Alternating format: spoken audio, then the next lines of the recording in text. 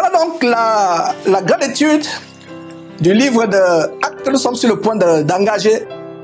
Mais avant cela, je vais revenir un peu sur la grande étude du livre de Genèse que nous avons faite, comme je l'ai dit, il y a 10 mois. Et vers la fin de ce chapitre, de ce livre, pardon, le premier livre, le livre de tous les commencements, j'avais démontré par la grâce de Dieu, et c'était une grande révélation que le Seigneur nous a apportée à nous tous, comment Joseph était la figure anticipative de notre Seigneur Jésus-Christ. Et vous vous rappelez, pour ceux qui ont suivi assidûment cette émission, cet enseignement, cette grande série de 10 mois, nous étions émerveillés en découvrant comment il y a des traits de ressemblance, plusieurs traits de ressemblance entre le merveilleux Seigneur Jésus-Christ et Joseph. Joseph n'était que la figure anticipative, une image préfigurant notre Seigneur et Sauveur Christ Jésus. Alors nous avons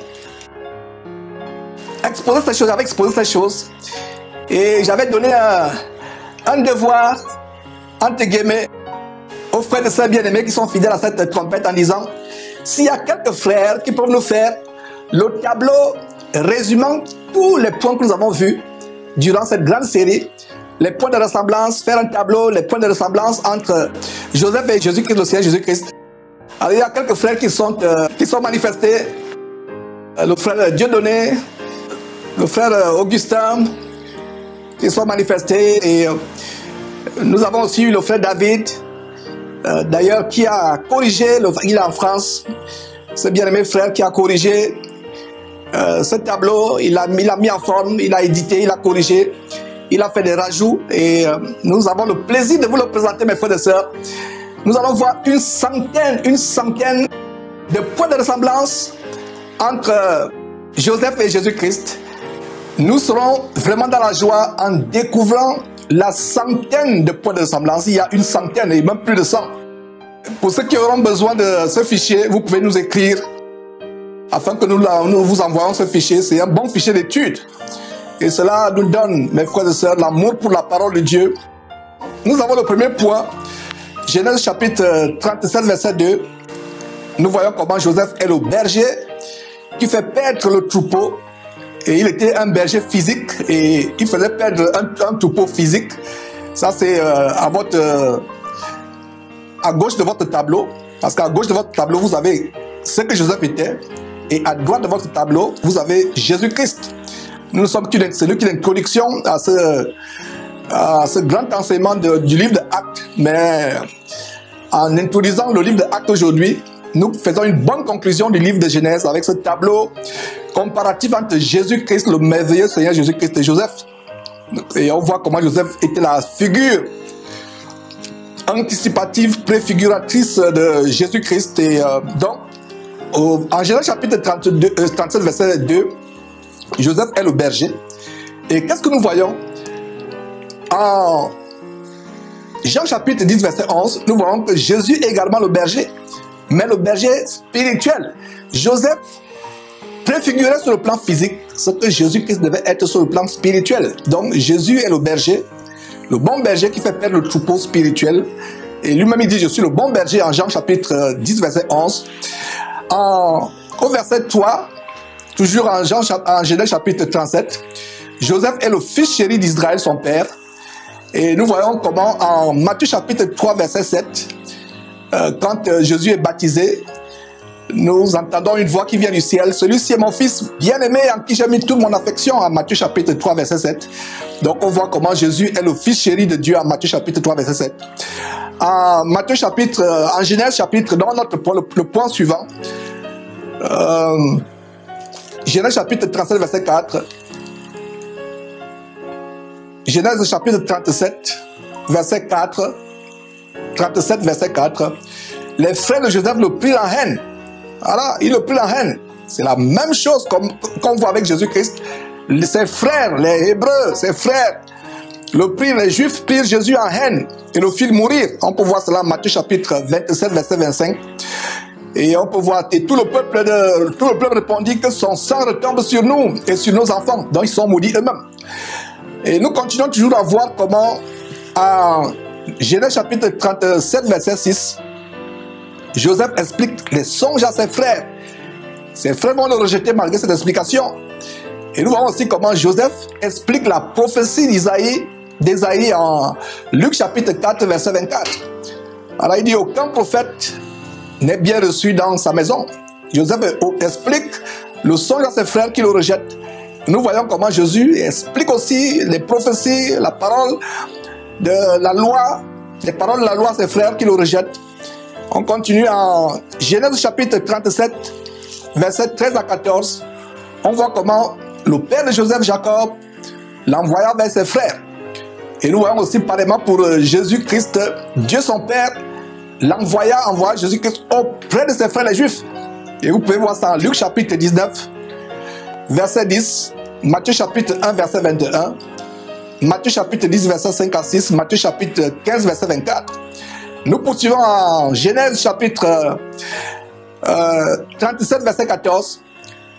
Joseph s'en va, son père l'envoie, il s'en va, non par un intérêt personnel, mais par obéissance à Dieu, à son père.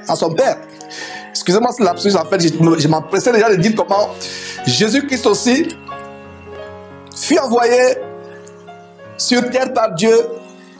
Il est venu pour mourir, il n'est pas venu pour être roi physique, il n'est pas venu pour s'enrichir, pour s'engraisser, mais il est venu pour mourir pour nous, par obéissance.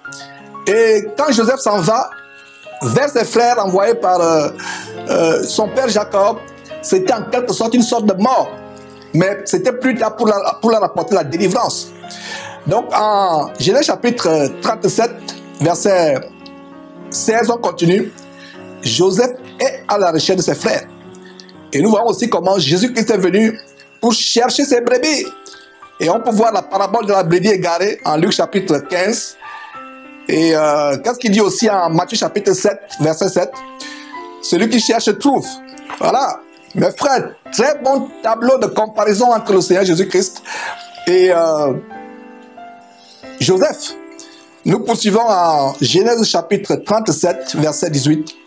Les frères de Joseph complotèrent pour le faire mourir. Qu'est-ce que nous voyons aussi? Au sujet de Jésus-Christ, les Juifs, le peuple, à cette époque-là, ils délibérèrent sur les moyens d'arrêter Jésus, de le faire mourir. On peut voir ça en Matthieu chapitre 26, verset 3 à 4, pardon. Matthieu chapitre 12, verset 14. Marc chapitre 14, verset 1. Jean chapitre 11, verset 56. Verset 53 plutôt. Jean chapitre 11, verset 53. Nous poursuivons avec Genèse chapitre 37, verset 19. Il y a tellement de points de ressemblance. Et là, nous sommes au 12e point. Disons, je vais dire le 9e point. Bon, enfin, c'est même pas la peine de compter, mais il y a une centaine, un peu plus de 100. Alors, en Genèse chapitre 37, verset 19, nous voyons comment les frères de Joseph se moquent de lui avant de vouloir le faire mourir. Et qu'est-ce que nous voyons? Les Juifs également, au temps de Jésus, se moquaient de lui. Il fut humilié afin d'être crucifié. On peut voir cela en Matthieu chapitre 27, verset 38 à 43. Nous poursuivons, mes frères et sœurs. Genèse chapitre 37, verset 20. Les frères de Joseph voulurent le tuer par jalousie. Et qu'est-ce que nous voyons? Les pharisiens étaient aussi jaloux que Jésus ait cette grande renommée, cette grande autorité. Il avait un grand ministère, un ministère qui impactait tout Israël. Et même les gens venaient même de l'étranger pour venir l'écouter. Donc les pharisiens furent pris de jalousie, exactement comme les frères de Joseph. On peut voir ça en Matthieu chapitre 7, versets 28 à 29. Genèse chapitre 37, verset 20, on voit comment les frères de Joseph mentent et se moquent des songes, des prophéties qui sont annoncées et qui vont s'accomplir plus tard. Mais ils se moquent de Joseph. C'est la même chose avec Jésus-Christ. À la partie droite de votre tableau, les pharisiens mentent sur le fait que Jésus blasphème. Il accuse faussement. Il dit, cet homme blasphème. C'est par Belzébuth, le prince des démons, qu'il chasse les démons. Donc, ils mentent aussi sur le fait que Jésus blasphème. On peut voir d'ailleurs cela en Matthieu chapitre 26, verset 65. Et on voit la prophétie que Jésus est le Fils de Dieu. Pas qu'il est Dieu lui-même, mais le Fils de Dieu. On peut voir ça en Matthieu chapitre 27, verset 43. Et on voit comment Dieu va sauver Jésus-Christ et les paroles que Jésus prononçait vont s'accomplir, malgré le fait que les pharisiens pensaient le contraire. Donc les Juifs aussi se moquaient de Jésus sur la croix. Donc nous poursuivons Genèse chapitre 21, plutôt chapitre 37, verset 21. Je reprends. Genèse chapitre 37, verset 21. Ruben, l'aîné des enfants des fils de Jacob, prend la défense de Joseph parce qu'il avait l'intention de le délivrer. Et qu'est-ce que nous voyons? Pierre, qui était en quelque sorte l'aîné des 12 apôtres, quand il dit l'aîné, Pierre est, si je ne me trompe pas, la première personne qui fut choisie. Donc Pierre prend la défense de Jésus pour le libérer. On peut voir ça en Jean chapitre 18, verset 10. Et on voit comment Pierre tira l'épée pour vouloir défendre Jésus, pour le tirer de la mort. Ruben aussi, le frère aîné qui avait l'autorité, ne voulait pas la mort de Joseph. Pierre aussi, qui avait une grande autorité, ne voulait pas la mort de Jésus. Et on voit un autre point de ressemblance en Genèse chapitre 37, verset 23. Ils dépouillèrent Joseph de sa tunique. C'est la même chose qui se passe avec Jésus-Christ dans Matthieu chapitre 27, verset 35.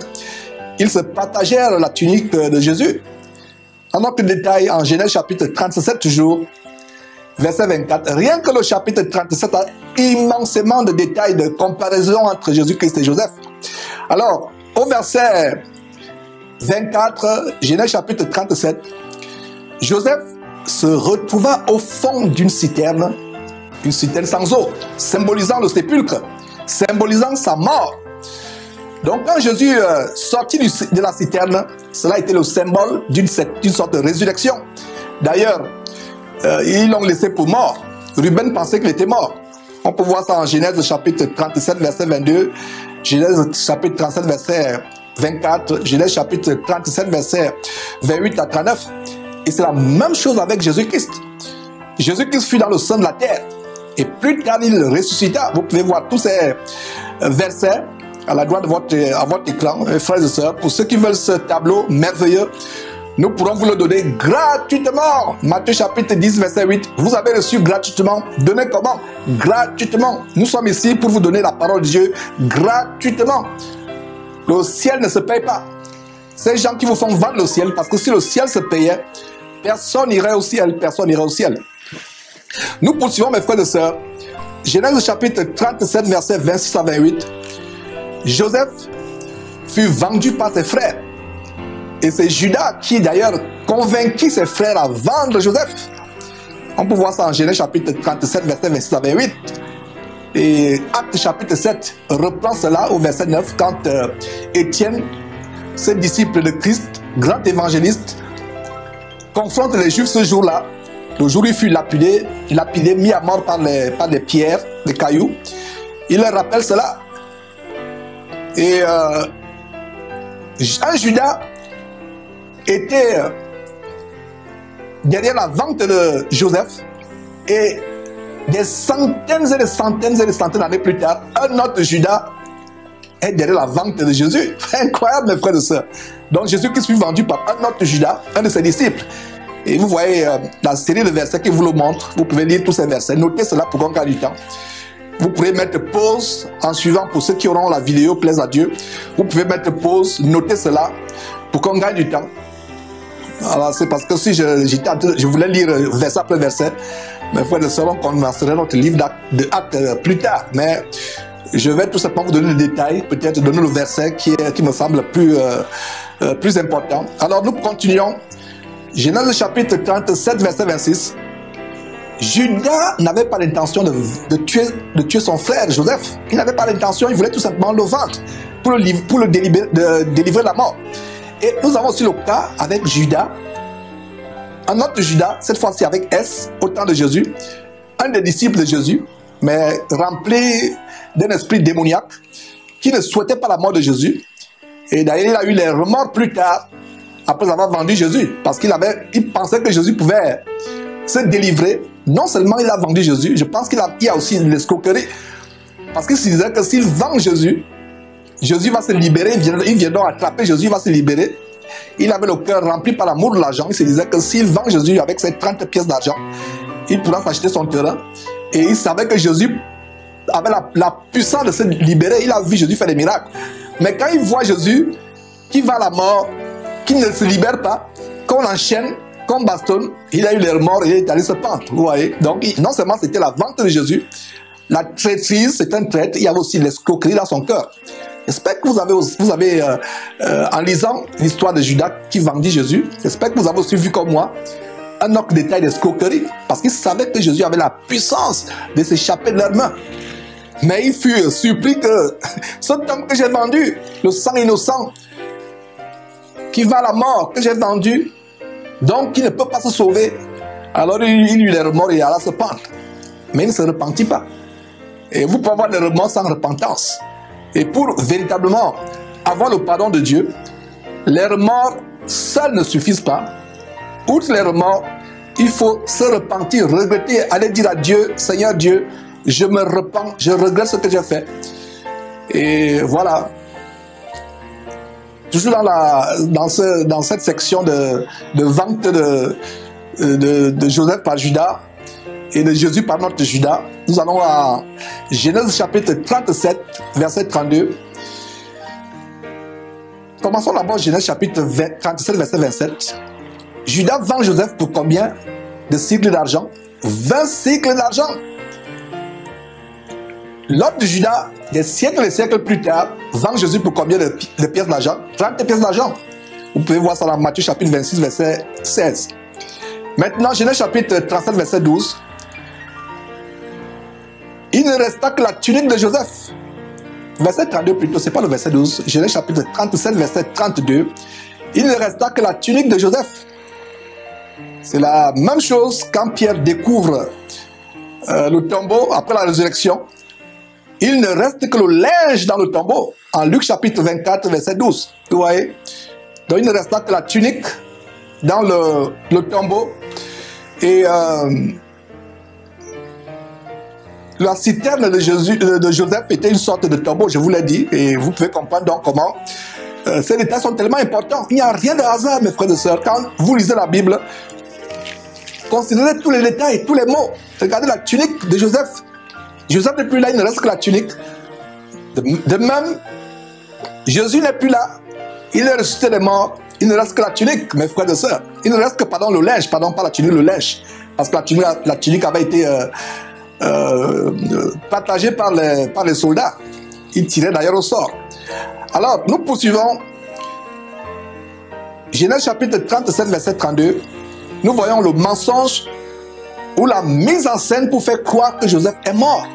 Ses frères vont vers leur père Jacob. Ils savent comment Jacob devait avoir le cœur déchiré. Alors ils fomentent un mensonge. C'est la même chose que les Juifs ont fait. Les Juifs subordonnaient, c'est-à-dire qu'ils payèrent les soldats pour leur faire dire un mensonge immonde, abominable, et faire croire que Jésus n'est pas ressuscité, qu'il est mort. Vous voyez, après un crime comme celui-là, il y a encore le mensonge. Après le crime de la sorte de mort à laquelle les frères de Joseph l'ont assujetti, ils montent un mensonge pour aller dire à leur père, donc les Juifs aussi, après avoir tué Jésus à la croix, ils payent les soldats et ils donnent ordre aux soldats d'aller donner un grand mensonge selon lequel Jésus n'est pas ressuscité, qu'il est mort. On peut voir ça en Matthieu chapitre 28, versets 11 à 15. Maintenant, nous allons on voit comment en Genèse chapitre 37, verset 41.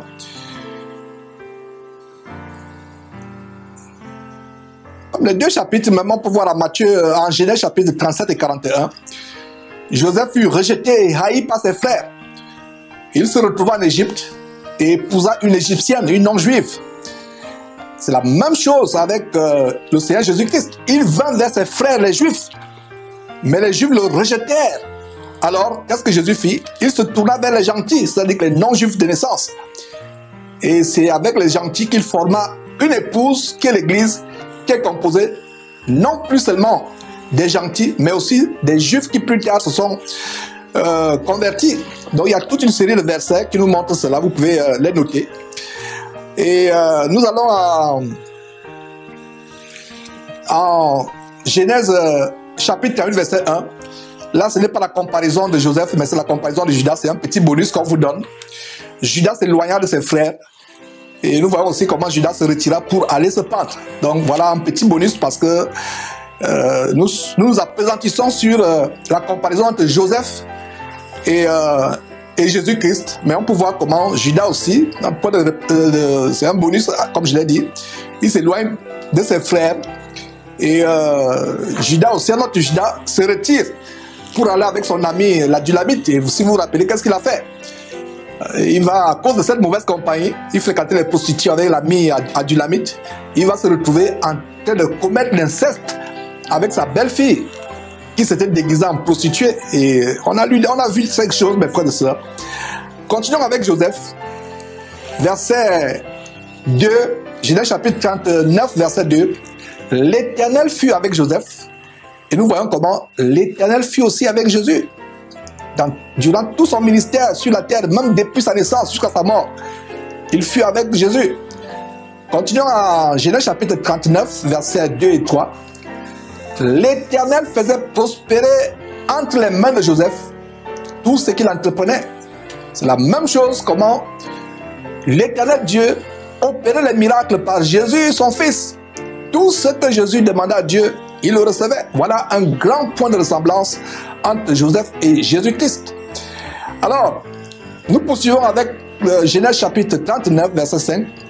L'Éternel bénit la maison de l'Égyptien, Potiphar.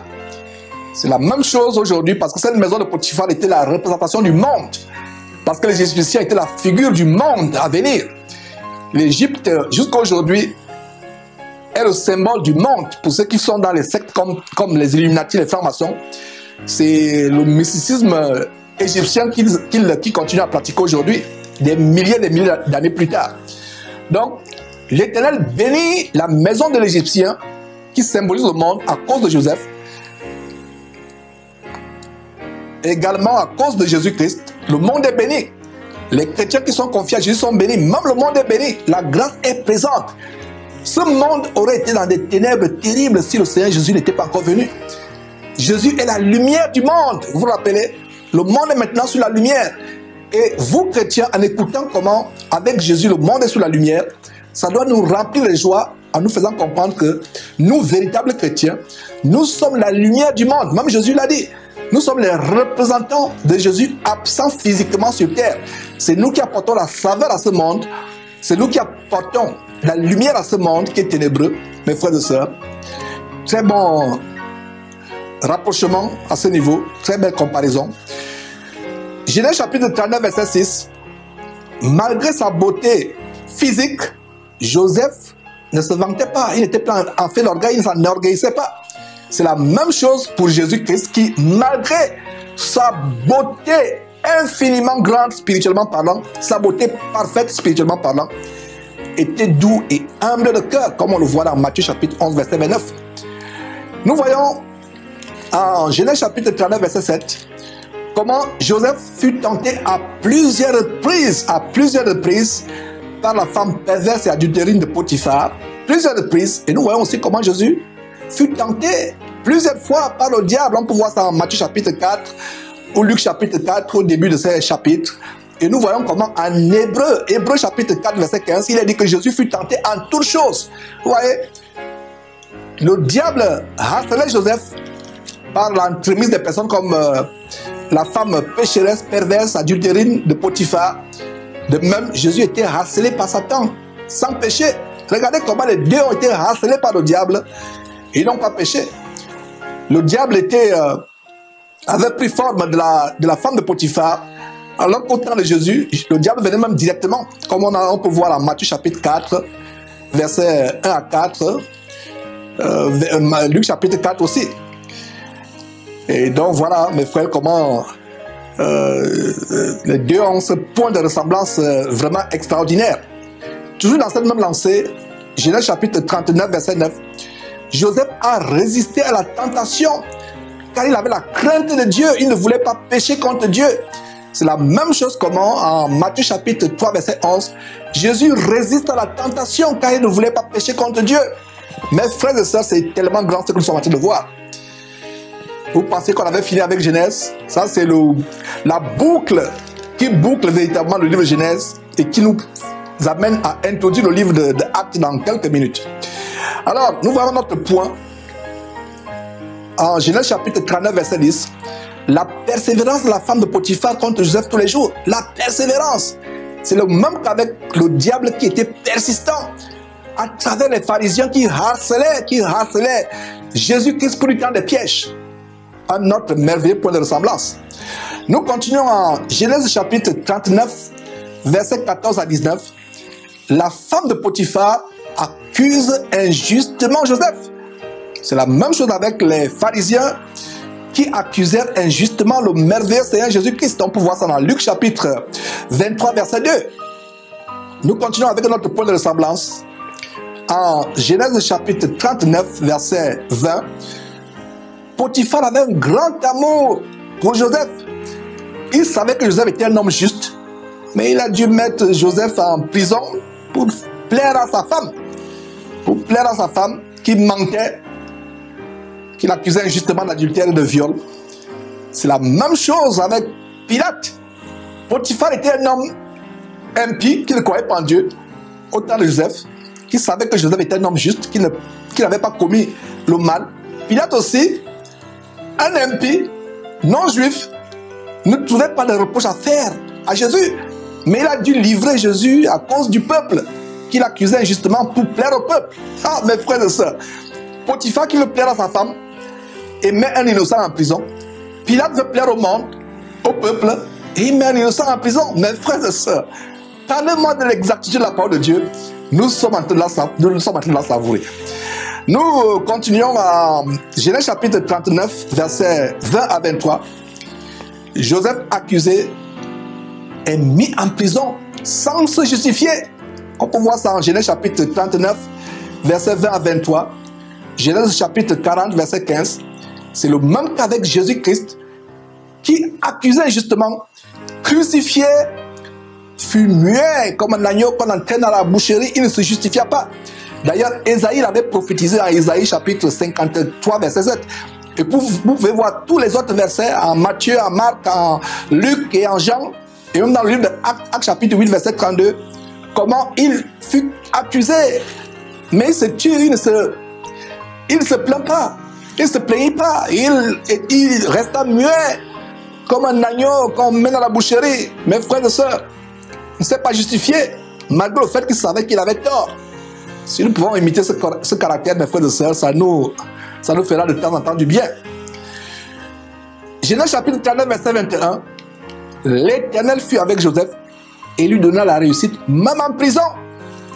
C'est la même chose encore avec Jésus, comme le prophète Ésaïe l'avait vu par anticipation en Ésaïe chapitre 54, verset 10. L'œuvre de l'Éternel prospéra entre ses mains. Ça dit entre les mains de Jésus. Nous voyons aussi Ésaïe chapitre 53, verset 2. Je lui donnerai sa part avec les grands, parce qu'il a été mis au nombre des malfaiteurs. Dernier point de ressemblance en Genèse chapitre 39, au verset 23.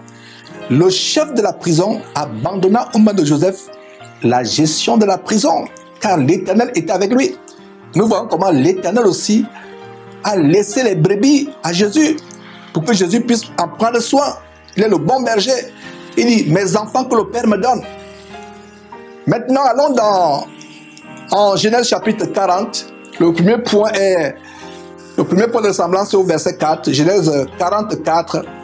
Le chef de garde de la prison place les deux serviteurs de Pharaon, les deux prisonniers serviteurs de Pharaon sous la surveillance de Joseph.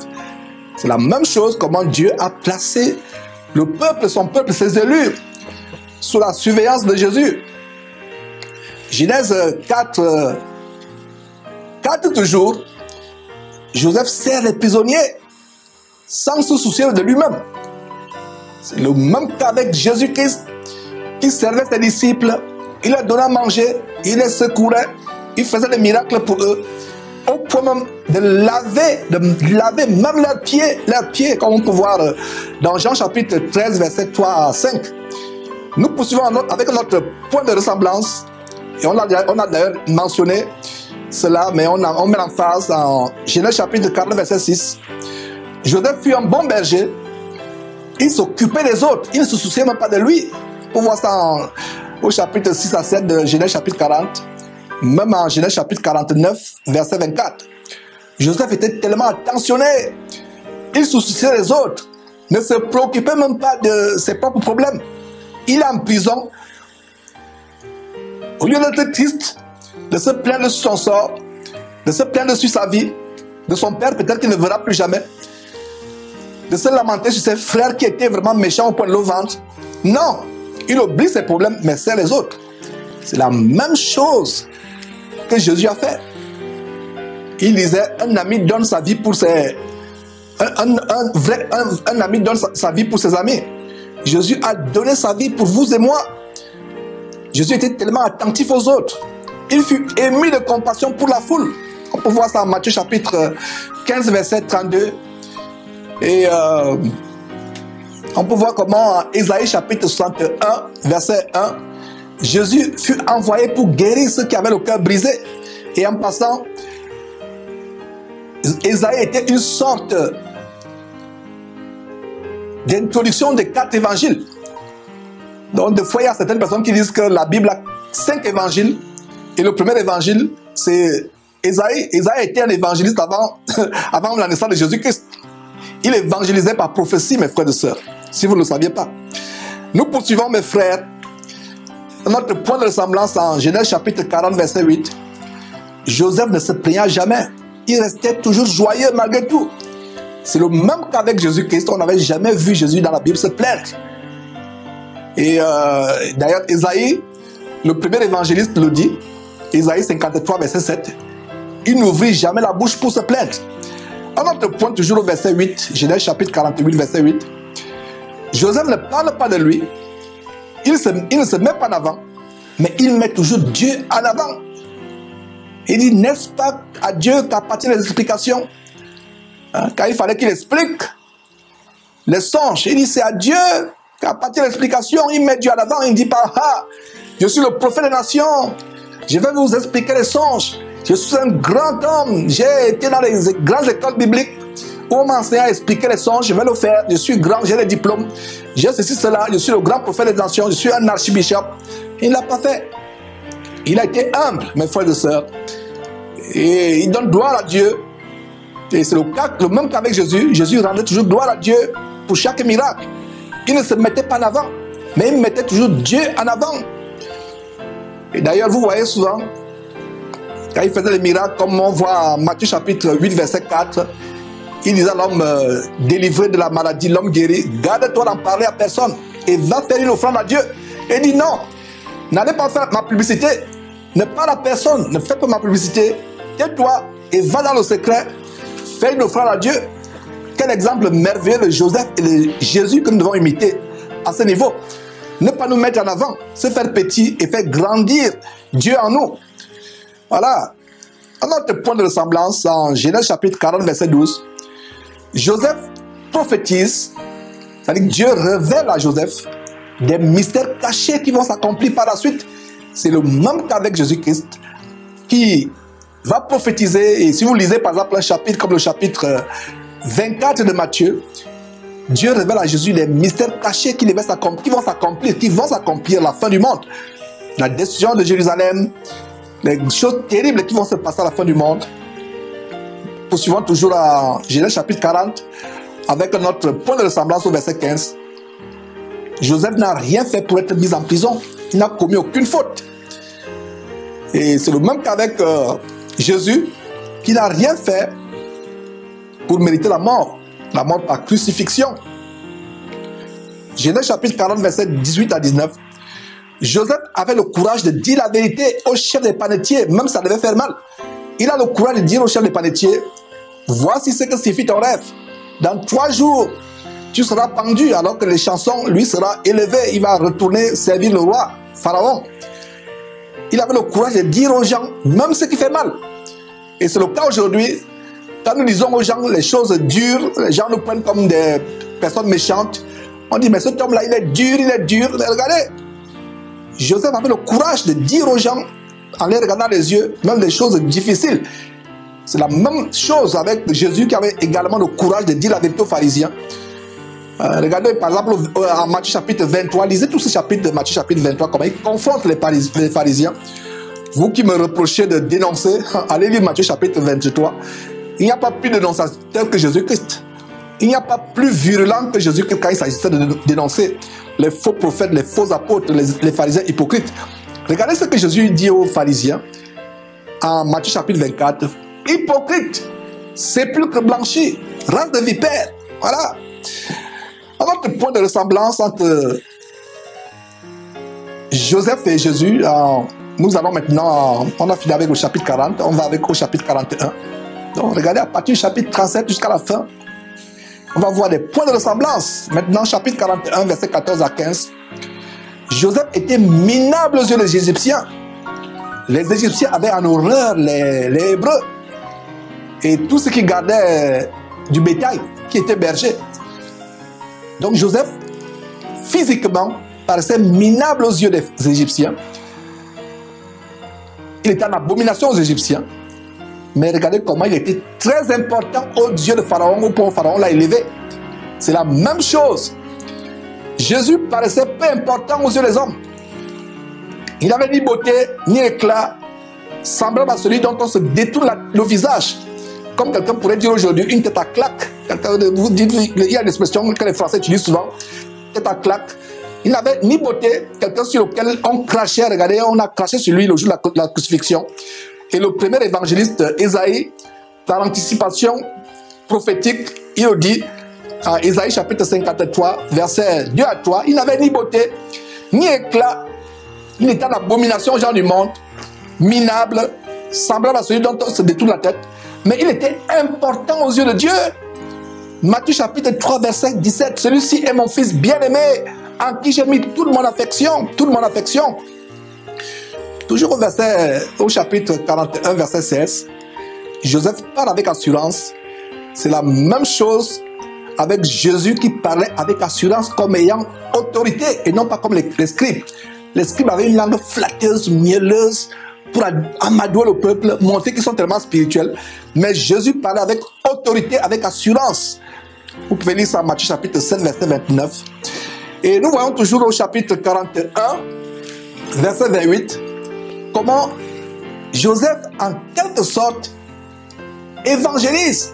Il fait connaître à Pharaon les choses qui vont se passer pour son peuple plus tard. Et lui montre comment Dieu seul peut délivrer l'Égypte.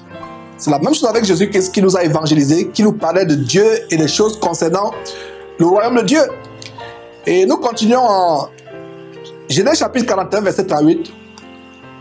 Pharaon reconnaît que Joseph a l'Esprit de Dieu en lui. Il reconnaît.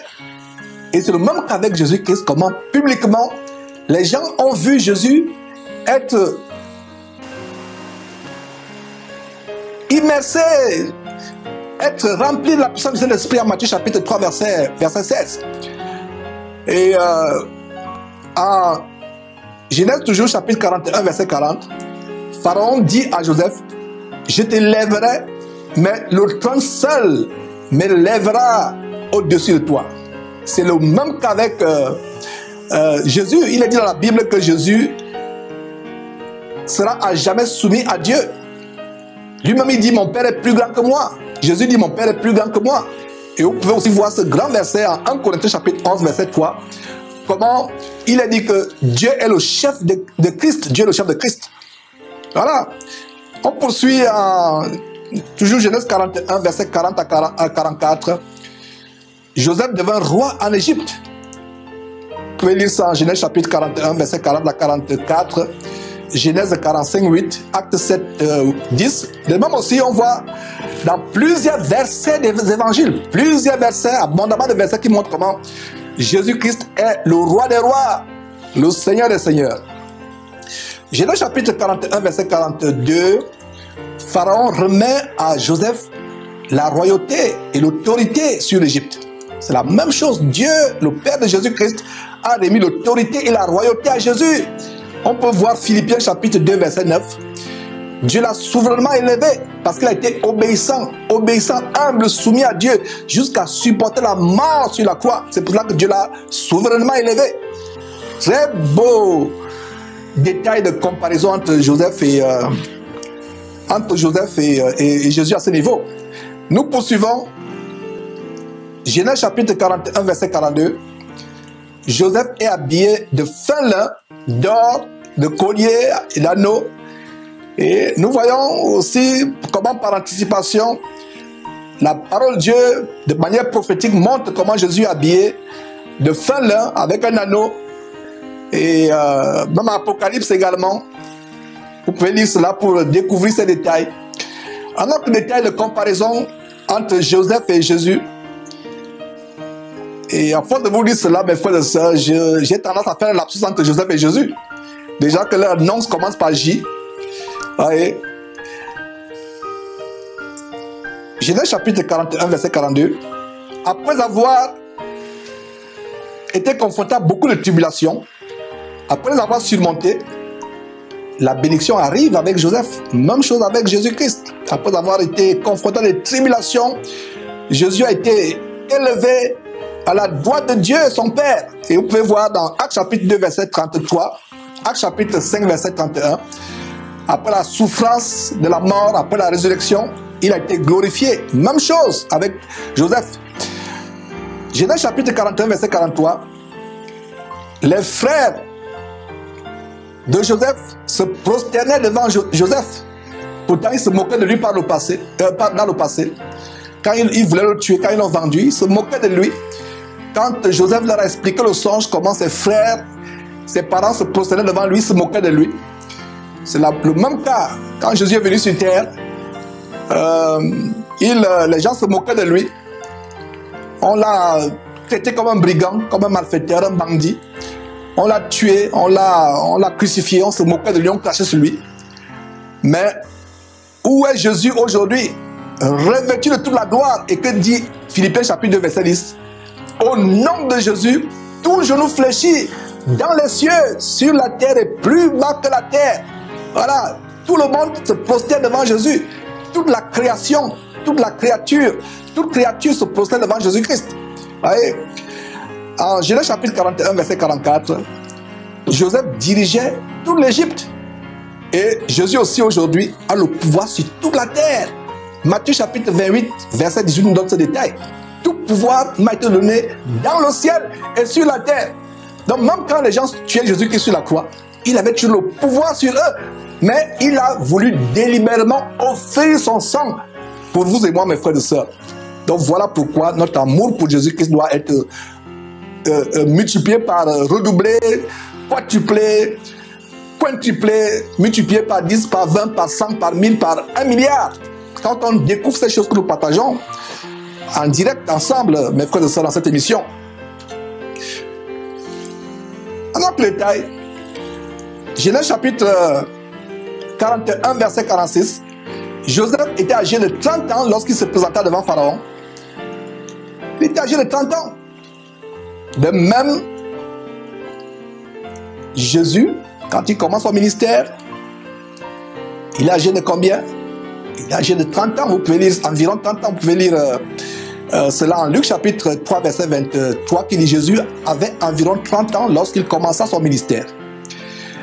En Genèse chapitre 41, verset 49, on voit comment Joseph amassa du blé comme le sable de la mer en quantité si considérable que l'on cessa de compter. Et nous voyons en Matthieu chapitre 13 la parabole de l'ivraie et du bon grain. L'ivraie et du blé, le bon grain. Jésus amasse le blé en grande quantité. Et il dit quoi? Matthieu chapitre 13, verset 30, il dit quoi? Amasser le blé dans mon grenier. Ouais, les mêmes détails. Les mêmes détails entre Joseph et Jésus, mes frères et sœurs. N'est-ce pas merveilleux? Est-ce que ce que je partage vous produit la joie? Pour les amoureux de la parole de Dieu, cela devra produire une très grande joie. Une très grande joie. Alors que détail, Genèse chapitre 41, verset 51, il a dit, Dieu m'a fait oublier toutes mes peines et toute la maison de mon Père. C'est la même joie que Jésus eut en Luc chapitre 10, verset 21. Il tressaillit de joie par le Saint-Esprit. Vous voyez cela, c'est grand. Notre détail, Genèse chapitre 41, verset 54. La famine était physique en Égypte, dans tout le pays. Avec Jésus, mes frères et sœurs, c'est la famine spirituelle. D'ailleurs, Amos, le prophète Amos, au chapitre 8, verset 11, dit, « Voici les jours viennent, dit le Seigneur l'Éternel, où j'enverrai la famine dans le pays, non pas la disette du pain et la soif d'eau, mais la faim et la soif d'entendre la parole véritable de l'Éternel. » Voilà, regardez, Jésus dit en Jean chapitre 6, verset 25, « Je suis le pain de vie, celui qui vient à moi n'aura jamais faim, et celui qui croit à moi n'aura plus jamais soif. » Et nous voyons aussi en Jean chapitre 7, à partir du verset 37, le grand jour, le jour de la fête, Jésus se leva, il s'écria que celui qui a soif, qui vient à moi, qu'il boive. Vous voyez, donc la faim et la soif étaient physiques en Égypte avec Joseph. Et Joseph était la solution à la famine physique. Jésus est la solution à la famine spirituelle qui se répand de plus en plus dans le monde, dans cette fin de temps, où les gens sont fascinés par l'évangile bonbon, l'évangile qui titille la chair, l'évangile des plaisirs charnels, ils aiment ce qui plaît à la chair. Donc cet évangile véritable de Jésus-Christ est de plus en plus rare. Et grâce à Dieu pour les trompettes comme Jésus-Christ TV, où nous pouvons encore avoir cet évangile pur, mes frères et sœurs. En autre détail, Genèse chapitre 41, verset 55, Pharaon dit à tous les Égyptiens, allez vers Joseph et faites ce qu'il vous dira. C'est la même chose. Dieu envoie le peuple vers Jésus. Il est le chemin, la vie et la vérité. Nul ne va au Père que par lui. Matthieu chapitre 7, verset 13 dit aussi, ce que je viens de citer, c'est plutôt Jean chapitre 14, verset 6. Jésus est le chemin, la vérité, la vie. Nul ne va au Père que par lui. Matthieu chapitre 7, verset 13. Jésus dit qu'il est la porte. Vous voyez, la porte. Vous ne pouvez pas aller à Dieu sans passer par Jésus-Christ. Ce n'est pas par Bouddha. Ce n'est pas par Krishna, ce n'est pas par Notre-Dame, l'abominable reine du ciel, ce n'est pas par Marie, la mère de Jésus. Donc vous ne pouvez pas aller à Dieu sans passer par Jésus-Christ. Voyez, donc Pharaon qui dit à Joseph, allez vers Joseph et faites ce qu'il vous dira. De même, Dieu nous dit aujourd'hui, dans cette fin de temps, Jésus-Christ est la seule porte, écoutez-le, il vous dira ce que vous devez savoir pour venir à moi. Merveilleux mes frères. En Genèse chapitre 41, verset 57, nous voyons comment le monde entier dépend de l'Égypte, plus précisément de Joseph qui régnait sur l'Égypte. Le monde entier dépend de Joseph qui est en Égypte pour vivre. Aujourd'hui, le monde entier dépend de Jésus pour son salut. Pour son salut. Hébreux chapitre 2, verset 10 dit, il convenait en effet que celui pour qui et par qui toutes sont toutes choses, et qui voulait conduire à la gloire beaucoup de fils, il leva à la perfection, par les souffrances, le prince de leur salut. Ouais. Pour vivre, la vie au temps de Joseph était une vie physique. Les gens dépendaient de Joseph pour vivre. La vie, à notre époque, la vraie vie, c'est la vie éternelle. La vie éternelle dépend de Jésus-Christ. Donc au temps de Joseph, les gens dépendaient de Joseph, ce souverain en Égypte. Ils dépendaient de lui pour vivre physiquement. Aujourd'hui, nous dépendons de Jésus pour vivre éternellement. Mes frères et sœurs, nous poursuivons ce merveilleux tableau de comparaison entre Jésus et Joseph.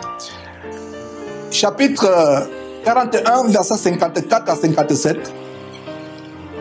Joseph sauva l'Égypte et le monde de la famine. Vous pouvez lire les versets. Jésus également est le sauveur du monde. Il nous a sauvés de la famine spirituelle. Il nous donne la vie éternelle. Merveilleux, mes frères et sœurs.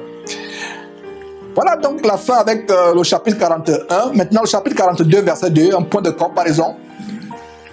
Le peuple élu, Israël, Jacob, Israël et ses enfants, va chercher le pain auprès de Joseph. De même aujourd'hui, les élus de Dieu vont auprès de Jésus pour trouver le pain qui vient du ciel, la parole de Dieu. Jésus lui-même est la parole. Il donne le pain qu'il est, selon Apocalypse chapitre 19, verset 13. Il est la parole de Dieu, il est le pain. Il donne le pain, non plus le pain physique fait du blé, le pain de la terre, mais il donne le pain du ciel. Un autre détail à ce chapitre 42, verset 6. Les frères de Joseph se prosternent devant lui et l'appellent Seigneur et deviennent ses serviteurs au verset 10. C'est le même cas, les chrétiens, frères en Christ de Jésus, se prosternent devant Jésus et l'appellent Seigneur et sont ses serviteurs. Nous sommes serviteurs de Jésus-Christ. Mes frères, c'est merveilleux. Toujours le Genèse chapitre 42, verset 8. Joseph reconnut ses frères, mais eux ne le reconnurent pas. Ils ne le reconnurent pas. Ils pensaient que c'était un Égyptien. C'est la même chose. Jésus reconnaît son peuple. Mais il y a certains parmi le peuple de Jésus qui ne le reconnaissent pas encore. C'est le cas avec les pharisiens. Quand les pharisiens l'accusèrent de blasphème, et lorsque Jésus disait qu'il est fils de Dieu, et qu'est-ce qu'il dit? Il recommanda à ses disciples de ne dire à personne qu'il était le fils de Dieu, le Christ. Mais il y a un temps où ils devaient se reconnaître, se découvrir à eux. Et c'est ce qui va se passer aussi avec les frères de Joseph. Un autre détail, Genèse chapitre 42, versets 9 à 15. Joseph éprouve ses frères. Voilà, verset 42, 15. Vos parents seront éprouvés. Il éprouve ses frères. Jésus éprouve aussi ses disciples. Que nous dit l'épître de Pierre? 1 Pierre chapitre 1, verset 7. L'épreuve de votre foi, plus précieuse que l'or périssable, qui cependant est éprouvé par le feu, est pour résultat la louange, la gloire et l'honneur lorsque Jésus-Christ apparaîtra.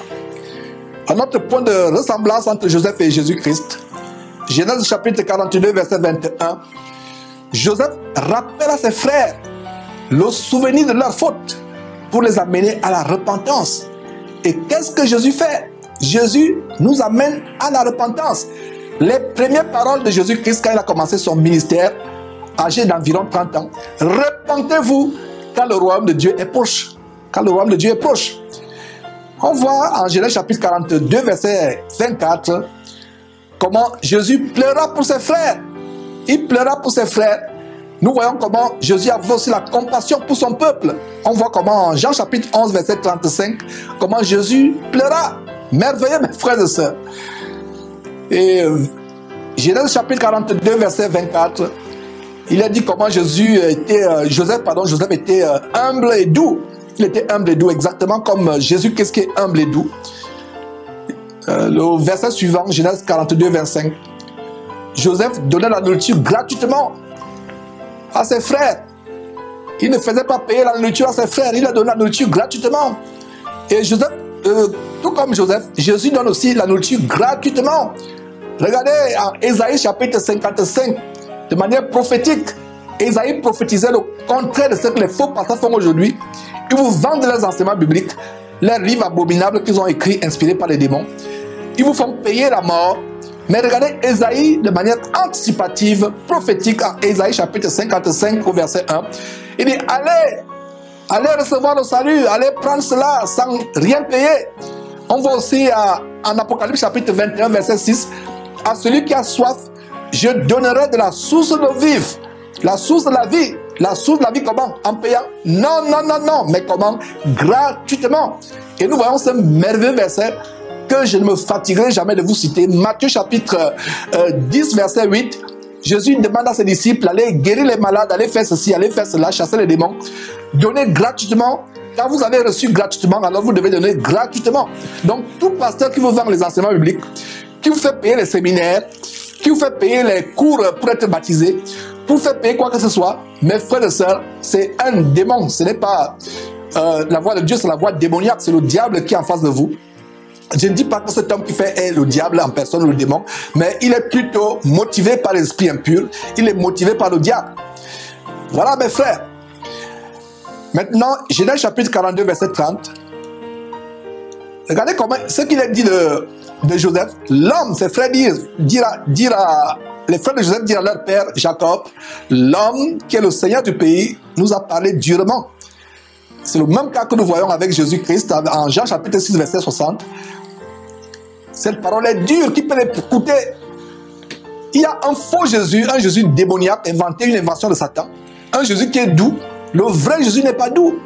Le vrai Jésus, ses paroles sont dures. Mais une fois que nous avons reçu la repentance, ces paroles de Jésus que nous trouvions comme de la nivakine, comme du fiel, amer comme du fiel, nous les trouvons douces après notre repentance, après notre salut, après notre conversion. Mais sans notre conversion, nous trouverons toujours les paroles de Jésus tellement dures, amères comme le fiel, comme la nivakine. Merveilleux, mes frères et sœurs.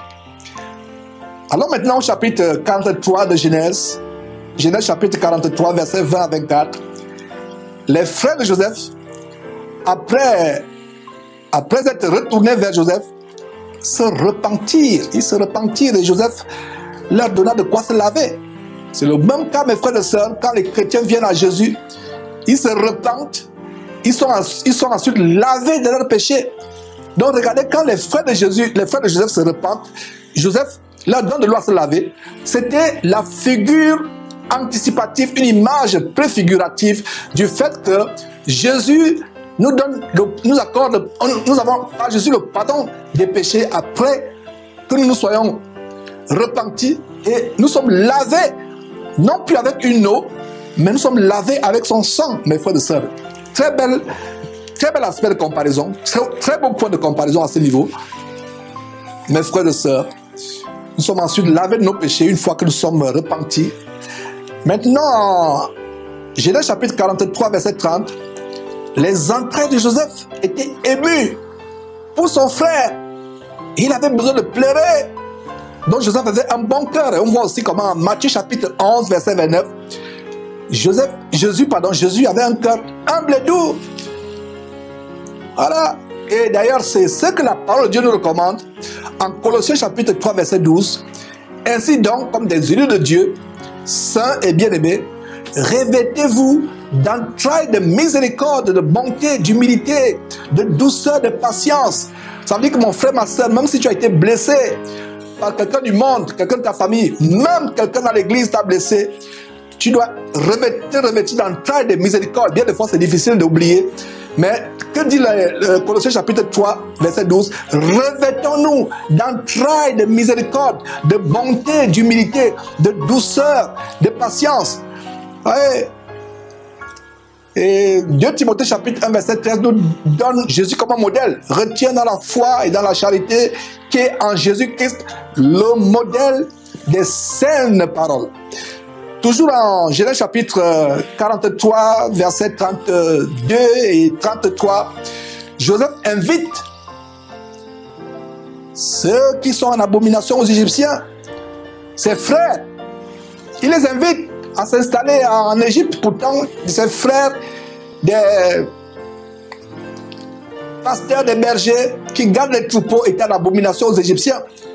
C'est la même chose avec Jésus-Christ, qui n'avait pas honte d'être avec les publicains, d'aller vers les malades. Il est venu d'ailleurs pour les malades.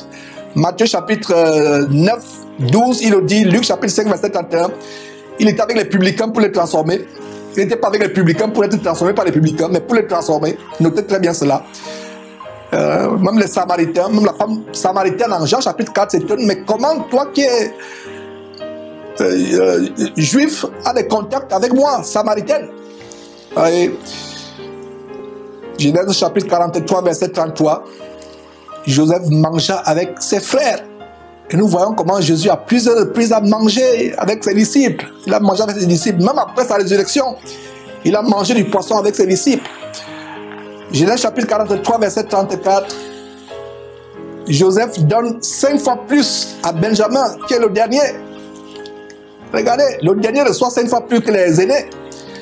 Que dit Jésus-Christ en Luc chapitre 13, verset 30? Et voici, il y en a des derniers qui seront les premiers, et les premiers qui seront les derniers. Voilà, mes frères et sœurs. Romains chapitre 12, verset 6. Puisque nous avons des dons différents, selon la grâce qui nous a été accordée.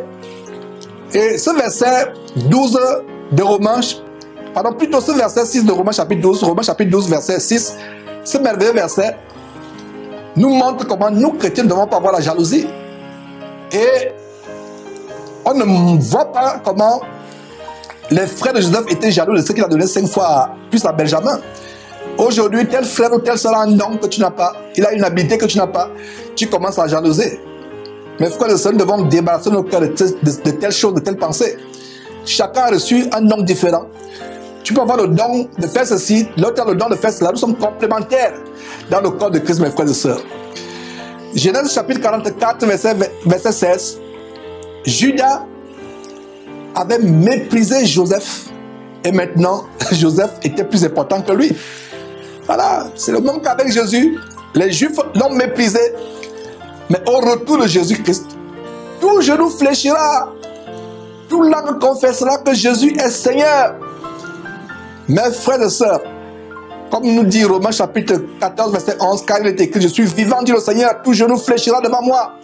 Fléchira, futur devant moi. Aujourd'hui, les gens peuvent continuer à se moquer de Jésus-Christ. Les gens peuvent continuer à blasphémer avec son nom. Mais quand Jésus reviendra, mes frères et sœurs, les généraux, les grands politiciens, les grands présidents de cette terre vont se cacher dans les entrailles de la terre. Les entrailles de la terre vont les rejeter. Dis que non, nous ne pouvons pas nous aussi on a peur. Toute la création tremblera à l'avènement du Seigneur Jésus-Christ. Les grands de la terre avec les armées, leurs forteresses, leurs chars, leurs missiles, ils vont trembler quand Jésus reviendra. Tout genou va se fléchir devant Jésus. À notre point, maintenant, toujours en Genèse chapitre 44, verset 17, Joseph ne punissait pas les innocents, mais seuls ceux qui étaient coupables. Et nous voyons aussi comment Jésus dit qu'il est juste. Voilà. Et d'ailleurs, son apôtre Jean plus tard reprend cela. Mes petits enfants, je vous ai écrit ces choses afin que vous ne péchiez point. Et si quelqu'un péche, nous avons un avocat auprès du Père, Jésus qui est juste. Ouais. Maintenant, allons en Genèse chapitre 45, versets 1 et 2. On voit comment Joseph se fit connaître à ses frères. C'est ce qui va se passer avec Jésus. D'ailleurs, on peut lire à Matthieu chapitre 26, verset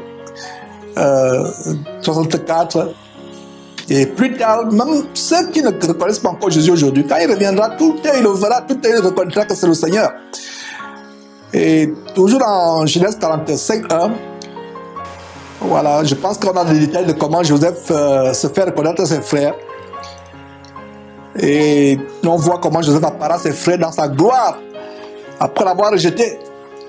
Et c'est ce qui se passera aussi avec Jésus-Christ. En Zacharie, mes frères et sœurs, chapitre 12, verset 10, on voit comment il est dit: alors je répandrai sur la maison de David et sur les habitants de Jérusalem un esprit de grâce et de supplication, et ils se tourneront, et ils tourneront les regards vers moi, celui qu'ils ont percé. Ils pleureront sur lui comme on pleure sur un fils unique. Ils pleureront amèrement sur lui comme on pleure sur un premier-né.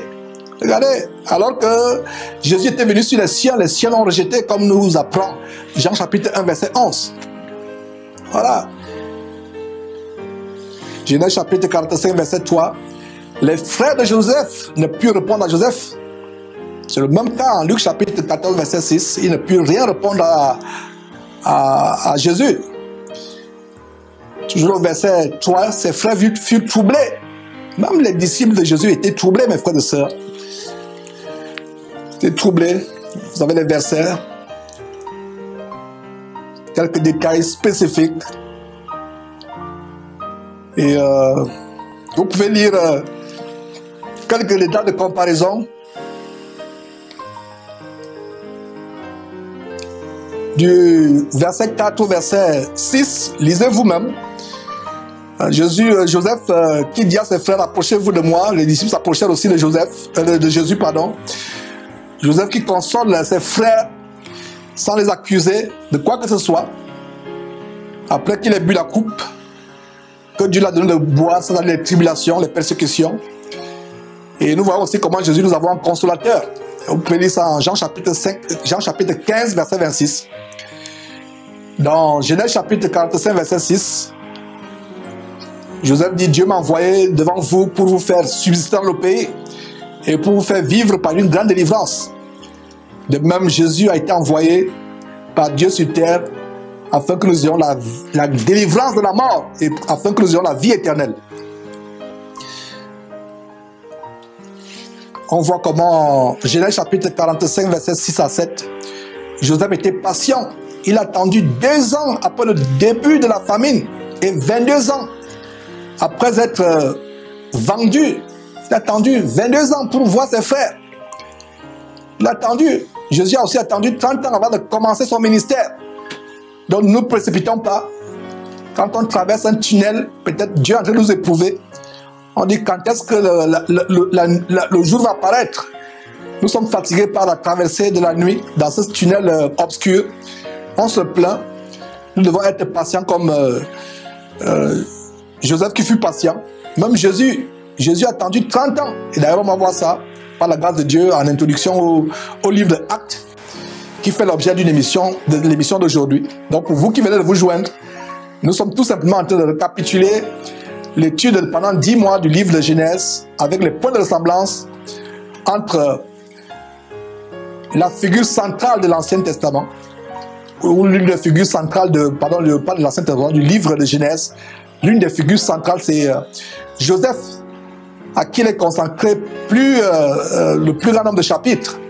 De tous les patriarches qui sont mentionnés dans le livre de Genèse, Joseph est celui qui est mentionné dans le plus grand nombre de chapitres. Ouais, donc Joseph a été patient, il a attendu 22 ans avant de se manifester à ses frères, de revoir ses frères. Jésus aussi a attendu 30 ans avant de commencer son ministère. Donc soyons patients, et surtout en ce temps où nous sommes, nous devons être patients. Il y a des gens qui disent, mais Jésus revient quand? Chaque fois on dit Jésus revient quand? Soyons patients, il peut revenir à tout moment.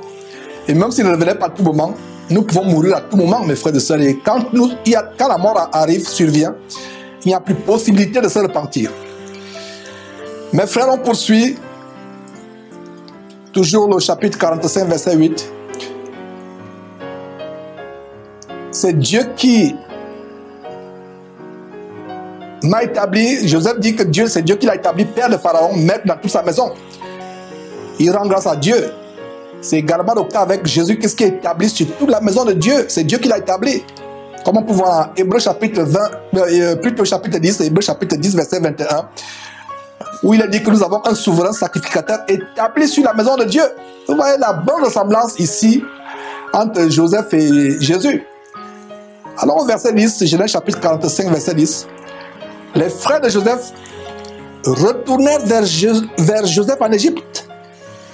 Et on voit de plus en plus aussi beaucoup de Juifs qui croient et qui retournent vers Jésus-Christ. Et vous avez les versets qui peuvent soutenir cela. Même au temps où vous et moi nous vivons, on voit de plus en plus de Juifs reconnaître Jésus-Christ comme leur Seigneur et Sauveur.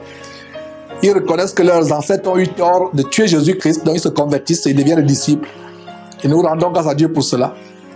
N'ayons pas de haine pour les Juifs. Nous devons aimer les parents de Jésus dans la chair, mais pas les idolâtrer, comme le cas avec certains frères ici, qui se judaïsent. Et c'est terrible, mes frères et sœurs, ce n'est pas l'occasion d'en parler aujourd'hui. Et allons dans Genèse chapitre 45, verset 12, on voit comment les yeux des frères de Joseph enfin s'ouvrent.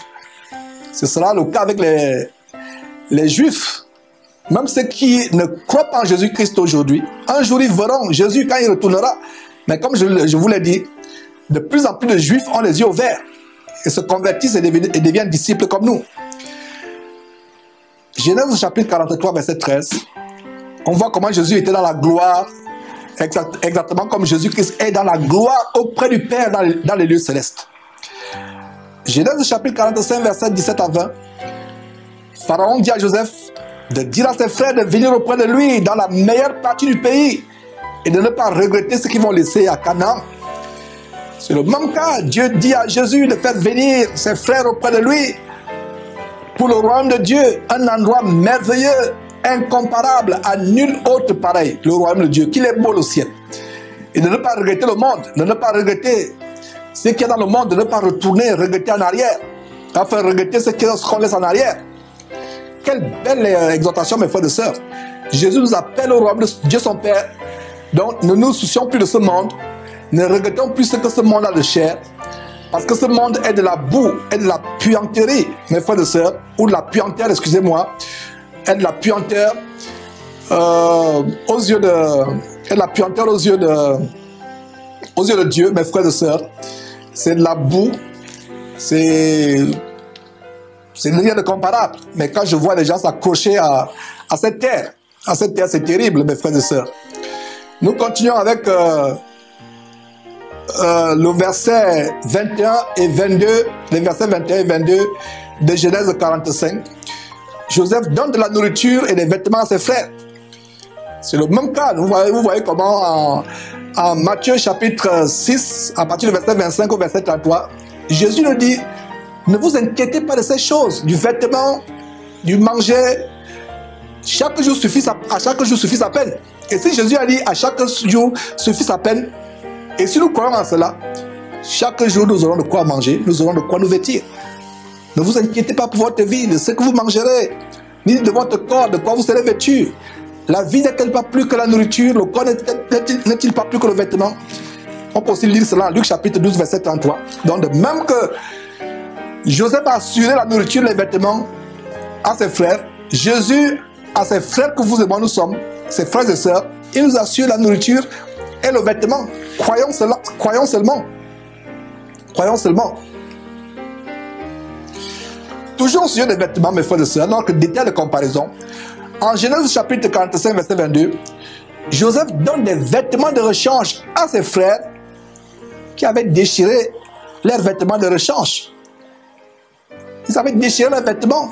Ils avaient les vêtements, ils sont revenus, ils ont déchiré leurs vêtements. Mais qu'est-ce qui se passe? Qui a pris la coupe?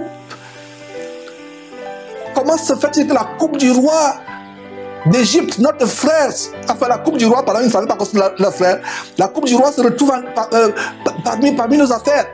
Qui se lamentent, ils déchirent leurs vêtements. Joseph va leur donner les vêtements de rechange. Est-ce que vous voyez une comparaison avec Jésus-Christ? Avec Jésus-Christ, notre vieille nature pécheresse est déchirée quand on se repent. Nous déchirons notre nature pécheresse. Nous déchirons le vieil homme. Cette couverture qu'on met en nous, cette carapace, nous la déchirons. Nous avons les remords. Nous nous en débarrassons. Parce qu'on se répand dans le remords. On regrette notre vie passée. Et Jésus nous transforme par la nouvelle naissance. Matthieu chapitre 9, verset 17. Il dit, on ne met pas non plus du vin nouveau dans de vieilles outres. Autrement, les outres se rompent, le vin se répand et les outres sont perdues. Mais on met le vin nouveau dans les outres neuves. Dans la nouvelle vie en Christ, les nouveaux vêtements dont on se revêt, mes frères et sœurs. Matthieu chapitre 45, verset 24. Jésus leur dit, ne vous querellez pas en chemin. Ne vous querellez pas. C'est une chose terrible d'avoir des querelles entre frères et sœurs. Et c'est justement ce que Jésus dit aux chrétiens. Le Saint-Esprit qui atteste les paroles de Jésus-Christ nous enseigne aujourd'hui d'être en paix avec tout le monde. Regardez ce que le Saint-Esprit dit d'ailleurs en Romains chapitre 12, verset 18. S'il est possible, autant que cela dépend de vous, il est dit bien autant que cela dépend de vous, soyez en paix avec tous les hommes. Si la personne veut se quereller, vous sortez de là. Pour qu'il y ait querelle, il faut au moins combien de personnes? 2 personnes. Si une personne disparaît de la querelle, il n'y a plus de querelle. Donc si quelqu'un veut se quereller avec vous, vous fuyez, vous sortez de la querelle, il n'y a plus de querelle, vous vous dérobez. Regardez, Marc chapitre 9, verset 51, ayez du sel en vous-même et soyez en paix avec tous les hommes. Regardez, Joseph dit à ses frères, comme vous retournez chercher mon père à Canaan pour l'amener en Égypte, ne vous querellez pas en chemin. De même les chrétiens, sur le chemin dans lequel ils sont, le chemin vers lequel ils avancent, allant vers le royaume de Dieu, dans ce chemin dans lequel nous sommes actuellement physiquement, nous devons éviter de nous quereller les uns les autres. Voilà. Nous devons éviter de nous quereller. Genèse chapitre 45, verset 26. Joseph vit encore. C'est ce que Jacob dit. Joseph vit encore. Jacob pensait que Joseph était mort. Jacob pensait que son fils Joseph était mort. Il dit, Joseph vit encore. C'est assez. Joseph, mon fils, vit encore. Regardez, à la mort, parce qu'on était venu dire à Jacob, ton fils est mort, il a été dévoré par un fauve. Mais, des années plus tard, Joseph découvre que son fils, Jacob plutôt découvre que son fils Joseph vit, et dit, mon fils vit encore. C'est la même chose avec les disciples de Jésus. Il pensait que Jésus était mort, qu'il ne pouvait pas ressusciter malgré tout ce que Jésus leur avait enseigné, qu'il devait ressusciter. Mais dans l'affliction, ils ont oublié la promesse de Jésus en disant que je vais ressusciter 3 jours après. Et voilà comment un ange vient leur dire en Luc chapitre 24, verset 5, « Pourquoi cherchez-vous parmi les morts celui qui est vivant ?» Voilà. Notre point, là on avance maintenant au chapitre 46 de Genèse. Joseph quitte son palais pour aller au-devant de son peuple. Voilà.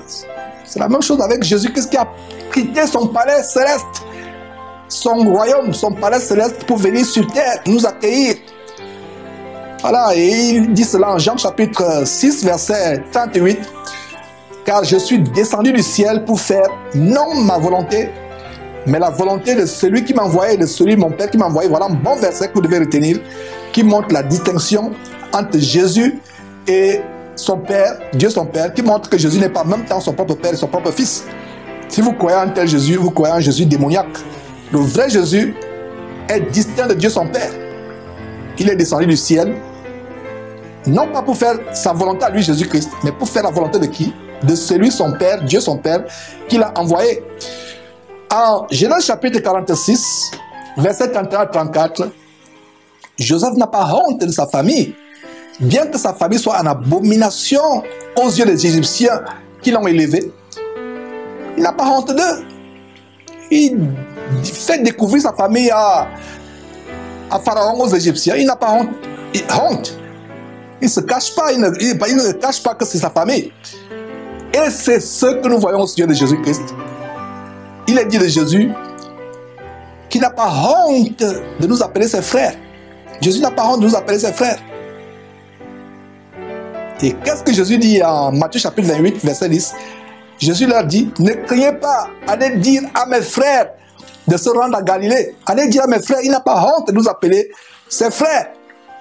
Malgré nos défaillances, malgré nos fautes, malgré nos imperfections, il n'a pas honte de nous appeler ses frères.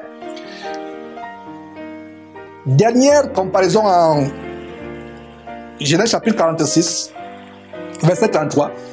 Joseph conseille ses frères comment parler à Dieu.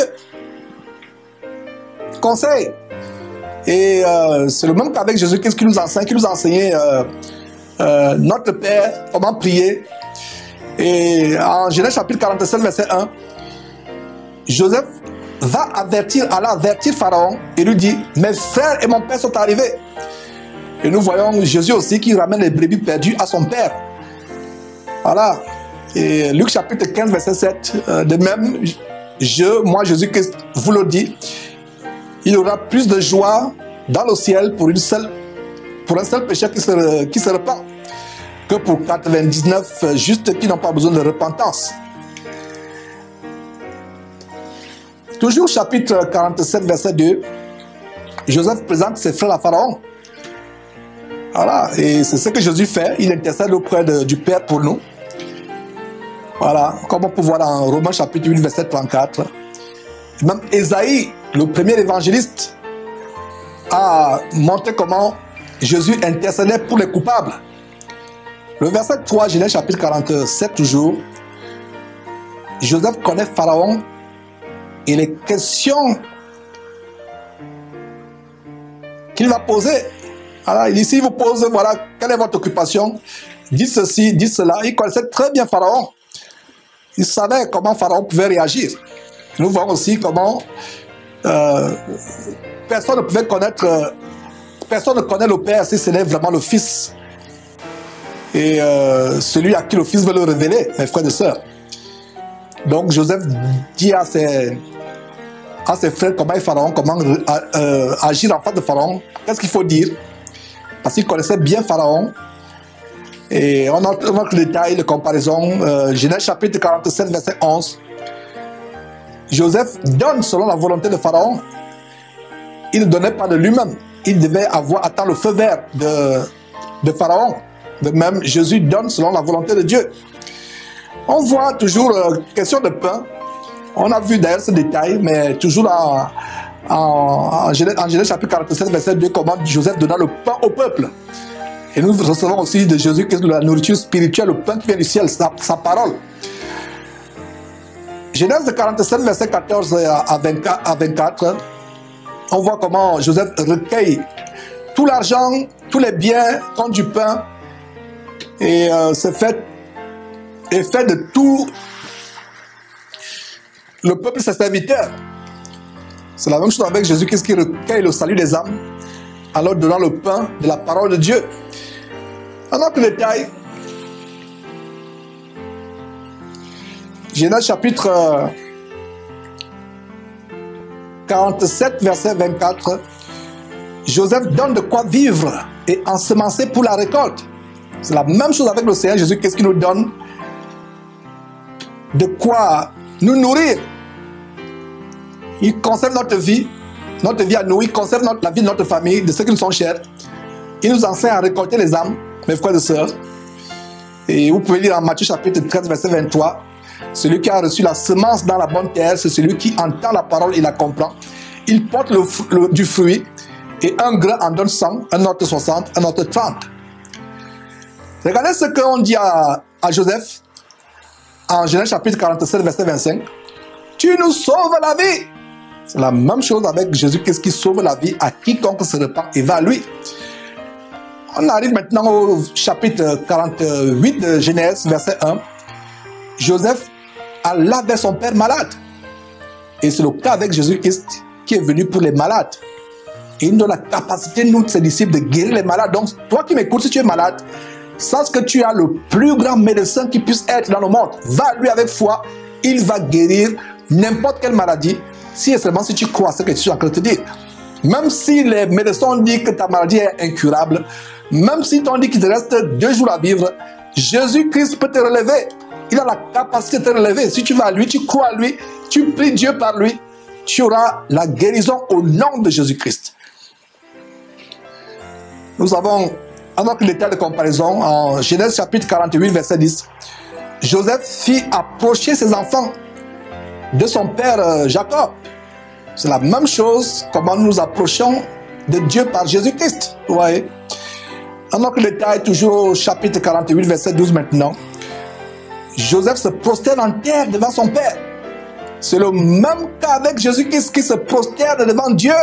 Voilà notre bon verset, Matthieu 26, 39, qui nous montre que Jésus n'est pas en même temps son propre père et son propre fils. Il est le fils de Dieu, bien qu'étant revêtu de toute la divinité, plénitude de la divinité. Il est soumis à Dieu. Regardez comment en Matthieu chapitre 26, verset 39, Jésus se jeta sur sa face et pria, mon Père, s'il est possible, que cette coupe s'éloigne de moi. Mais toutefois, non pas ma volonté, ce que je veux, mais ce que tu veux, ta volonté à toi, Dieu mon Père.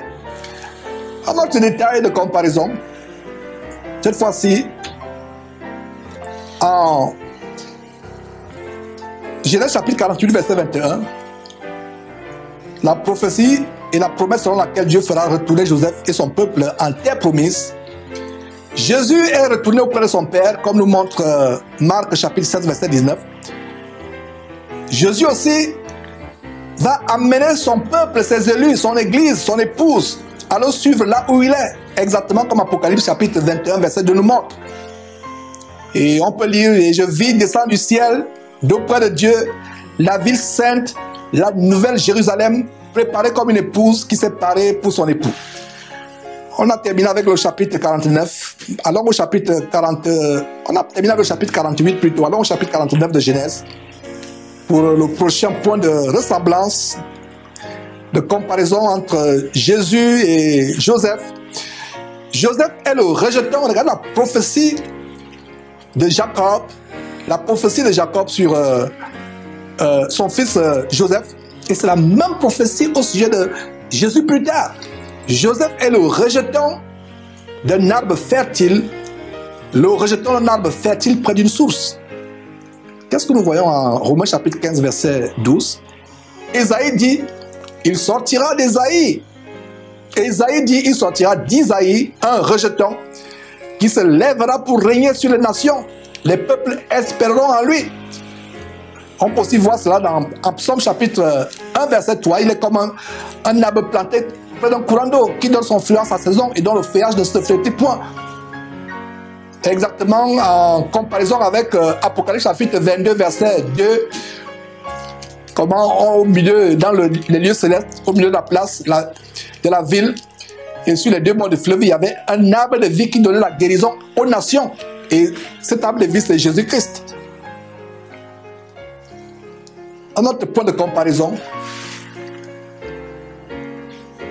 toujours en Genèse chapitre 49, cette fois-ci verset 23, ils l'ont provoqué, ils ont lancé les traits, les archers l'ont poursuivi de leur haine. Regardez, les frères de Joseph l'ont jalousé, l'ont vendu à l'Égypte. C'est la même chose, comment Jésus a été provoqué. On le provoque. Regardez Matthieu chapitre 27, on le nargue, on le provoque, on le tourne en dérision. Matthieu chapitre 27, verset 40. Si tu es fils de Dieu, descends de la croix. Regardez, il y a même un des soldats, en Jean chapitre 19, verset 34, un des soldats qui lui perça la côte avec la lance. On le provoque. Ainsi, aussitôt le sang sorti de lui, aussitôt de lui sorti de l'eau et du sang. Ouais. Même Jésus, regardez ce qu'il dit en Marc chapitre 19, verset 48. Il prend la parole, il leur dit, vous êtes venus comme après un brigand, avec des épées et des bâtons pour vous emparer de moi. Exactement ce qui s'est passé avec Joseph. On le provoque, on le lance, on lance sur lui des traits, on le poursuit avec des archers, les archers de la haine, etc. En autre détail, Genèse chapitre 49, verset 24, mais son arc est demeuré ferme et ses mains ont été fortifiées par les mains du puissant de Jacob, Dieu le puissant de Jacob. Donc malgré la haine de ses frères, malgré la jalousie, la haine, Joseph a gardé l'amour pour ses frères. Et c'est la même chose avec Jésus-Christ. Regardez ce que le premier évangéliste Isaïe dit en Isaïe chapitre 53, verset 7. Il a été maltraité et opprimé. Verset 10, il a livré sa vie en sacrifice pour le péché, malgré la haine et le dédain qu'on avait pour lui, le mépris qu'on avait pour lui. Un autre détail, au verset 24 toujours, Genèse chapitre 49, verset 24, il est devenu le berger, le rocher d'Israël. Voilà. De même, Jésus-Christ, malgré le fait qu'il a été humilié, on s'est moqué de lui, il a été maltraité, il est le bon berger, selon Jean chapitre 10, verset 11. Et regardez comment il est le roc. La parole de Dieu nous montre comment Jésus est le roc. Il y a plusieurs détails. Lisez ces commentaires à la partie droite de votre écran. En Luc chapitre 6, 48. Comment, quand nous sommes en Jésus, nous sommes semblables à un homme qui a bâti sa maison sur le roc. Le roc, c'est Jésus-Christ. Et 1 Corinthiens chapitre 14, verset 4 nous montre le rocher spirituel. Jésus, c'est le rocher de tous les âges, mes frères et sœurs. Alors, toujours en Genèse chapitre 49, maintenant verset 25, c'est l'œuvre du Tout-Puissant qui te bénira des bénédictions des cieux en haut. Voilà, la même chose. Il a dit en Actes chapitre 2, le livre de Actes va faire l'objet de notre étude sur Jésus qui était pendant des mois. En Actes chapitre 2, verset 33, qu'est-ce qu'il a dit? Élevé par la gloire de Dieu. Il ne s'est pas élevé lui-même, mais c'est la gloire de Dieu, c'est Dieu qui l'a élevé. Il a reçu de qui? De lui-même? Non, mais du Père, de son Père, le Saint-Esprit qui avait été promis. Et il a répandu, comme vous le voyez et l'entendez. Donc, Dieu a souverainement élevé Jésus-Christ au-dessus de tout nom. Dieu l'a béni. Toujours au verset 25 de Genèse 49, des bénédictions des mamelles et du sang maternel. Voilà. Qu'est-ce qui est dit de Marie en Luc chapitre 1, verset 42? Tu es bénie entre les femmes, et le fruit de ton sein ou de ta mamelle est béni. Voilà. C'est grand, mes frères et sœurs. Et on peut voir notre détail par rapport à ces bénédictions en Genèse chapitre 46, verset 26. On peut aller au dernier chapitre de Genèse, tout dernier chapitre de Genèse qui nous montre aussi des détails de comparaison. Genèse chapitre 50, verset 1, on voit comment Joseph pleura. On vous a déjà montré comment Jésus-Christ, ému de compassion pour son peuple, pleura en Jean chapitre 11, verset 35. Genèse chapitre 50, Genèse chapitre 50, verset 56. Joseph intercède auprès de Pharaon. Intercéder, ça signifie il plaide la cause de ses frères auprès d'un supérieur, auprès d'une autorité. Donc Joseph intercéda auprès de Pharaon pour amener son père en terre promise. Et il accepte. C'est le cas avec Jésus-Christ. La Bible dit qu'il intercède pour nous auprès du Père, pour nous amener au royaume de Dieu. Malgré nos péchés, malgré nos fautes, nos défaillances, Jésus est là en train d'intercéder pour nous 24 heures sur 24 heures. Donc prenons cela au sérieux, soyons dignes de cette intercession et prenons la décision de changer de vie. En Genèse chapitre 54, verset 17, nous voyons quoi? Il est dit, pardonne maintenant le péché des serviteurs de Dieu ton Père. Les frères de Joseph viennent lui dire, pardonne maintenant le péché. Il n'avait même pas besoin de le dire parce que Joseph avait un cœur bon. Et nous voyons aussi comment Joseph pardonne le péché des chrétiens. Il intercède pour nous auprès du Père. Et en Genèse chapitre 50, verset 21, on voit comment Joseph console le cœur de ses frères. On avait déjà vu ce détail. Le consolateur, Joseph, en consolant ses frères, anticipait déjà ce que le Seigneur Jésus devait nous envoyer. Le consolateur, lui-même il dit en Jean chapitre 15, verset 26, quand sera venu le consolateur, que je vous enverrai de la part du Père. Et Jésus, voilà, qui dit, est-ce que vous pouvez boire la coupe que je bois? Il y avait la consolation dans le cœur de... Les paroles de consolation sortaient de la bouche de Joseph. Et nous avons le consolateur qui, malgré les tribulations auxquelles nous pouvons faire face, malgré la coupe de Jésus que nous pouvons boire sur terre, Jésus a promis le consolateur qui va nous consoler. Nous terminons ce tableau de comparaison entre le Seigneur Jésus-Christ et Joseph en Égypte, avec deux détails tout simplement. Nous ne sommes plus loin du début de l'étude de Actes. On va commencer l'étude de Actes dans quelques minutes. Alors, un avant-dernier détail de comparaison entre Joseph, entre le Seigneur Jésus-Christ et Joseph.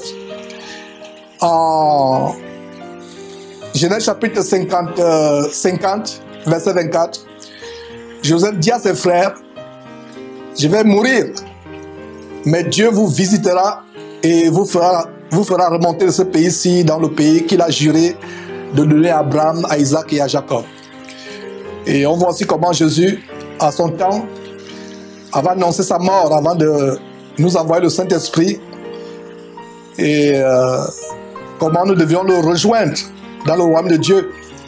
En Matthieu chapitre 16, verset 21, Jésus dit, il est dit de Jésus, dès lors Jésus commença à faire connaître à ses disciples qu'il fallait qu'il aille à Jérusalem, qu'il souffre beaucoup de la part des anciens, des principaux sacrificateurs, des scribes, qu'il fut mis à mort et qu'il ressuscite le troisième jour. Ouais. Et en Luc chapitre 24, verset 49, Jésus dit, voici, j'enverrai sur vous ce que mon Père a promis, mais vous restez dans la ville jusqu'à ce que vous soyez revêtus de la puissance du Saint-Esprit, la puissance en haut. Et donc voilà, une bonne comparaison entre Joseph, qui promet à ses frères de les faire sortir d'Égypte pour les faire remonter au pays promis à Abraham, Isaac et à Jacob. De même, Jésus-Christ nous fait sortir de ce monde pour nous amener au pays, la cité céleste, le royaume de Dieu qu'il a promis. Et mes frères, dernier point de comparaison entre Jésus-Christ et Joseph. En Genèse chapitre 50, verset 25, Genèse chapitre 50, verset 25, Joseph retourna à la terre promise après sa mort. Ça n'est pas physiquement, mais restons toujours sur ce tableau, mes frères. Donc il retourna après sa mort, par sa dépouille, par ses os. Il partit de l'Égypte, il sortit de l'Égypte pour aller à la terre promise. De même, Jésus-Christ, étant ressuscité, est retourné dans son corps ressuscité auprès du Père, comme justement le livre de Actes, chapitre 1, verset 9 à 11 va nous faire voir. Ce livre qui est l'objet de notre étude. Mes frères, cette étude n'est pas exhaustive. Voilà quelques points, une centaine de points, environ 110 ou 120 qu'on a vus ensemble. Cette liste n'est pas exhaustive. Vous pouvez la compléter selon que le Saint-Esprit vous ouvre les yeux. C'était une ébauche, mes frères et sœurs, pour vous faire savourer l'immensité, la grandeur infiniment immense de la parole de Dieu merveilleuse et inégalable, mes frères. Donc, nous allons commencer dans quelques instants notre enseignement du jour, Actes chapitre 1.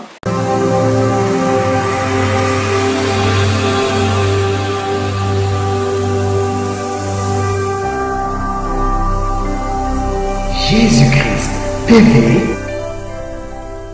vous connaîtrez la vérité et la vérité vous affranchira.